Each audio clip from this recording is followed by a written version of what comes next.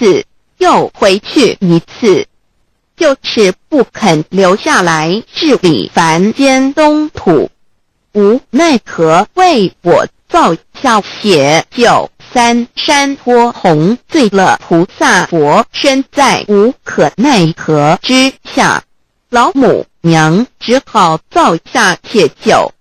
在三山托红醉了，原本就是佛菩萨的原胎佛子，设一个大仙池起来洗澡，趁机会先衣邪收回礼天。老母娘还设一个大仙池，好让大家一起来洗澡，趁机会将大家的仙衣仙鞋都收回礼天。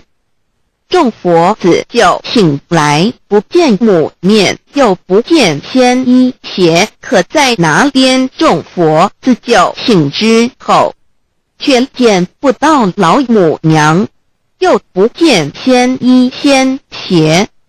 为娘，我悲痛泪源自呼唤耳。众等速东奔，莫要再敛。老母娘因为要与众原胎佛子分离，故而心中感到悲痛而流泪，并且呼唤众佛子速速往东土而去，千万别再留恋于礼天之舒适自在。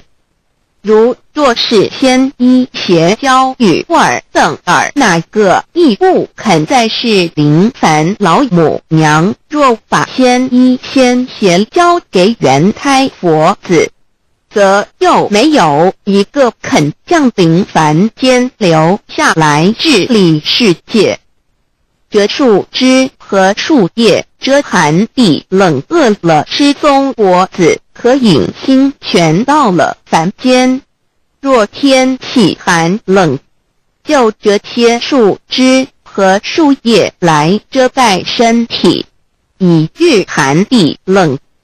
若肚子饿了，就取松子果子吃；口渴了，就取清凉泉水喝。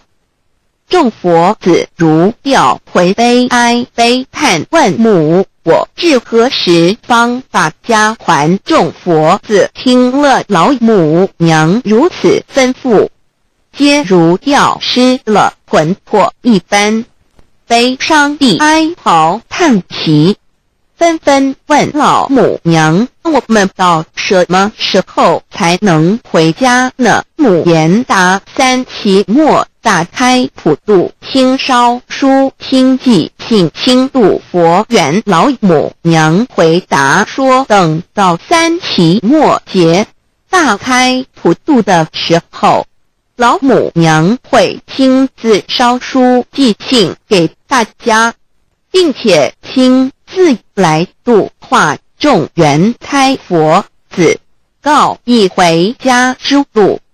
家相信书皇母训子十戒以及仙佛圣训，都是皇母烧书信度化佛子众生。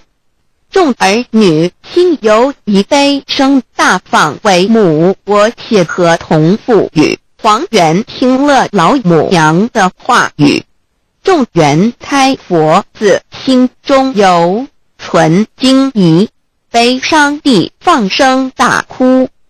老母娘见众佛子如此惊疑悲痛，于是写下了合同给众原佛子，以作为将来回天之凭证。求道时的合同皆是凭证。自此，我原佛子东土而奔至世界为男女在地人间，从此皇母之原胎佛子便向东土奔驰而去，便治理世界，或为男或为女，并传递人间烟火。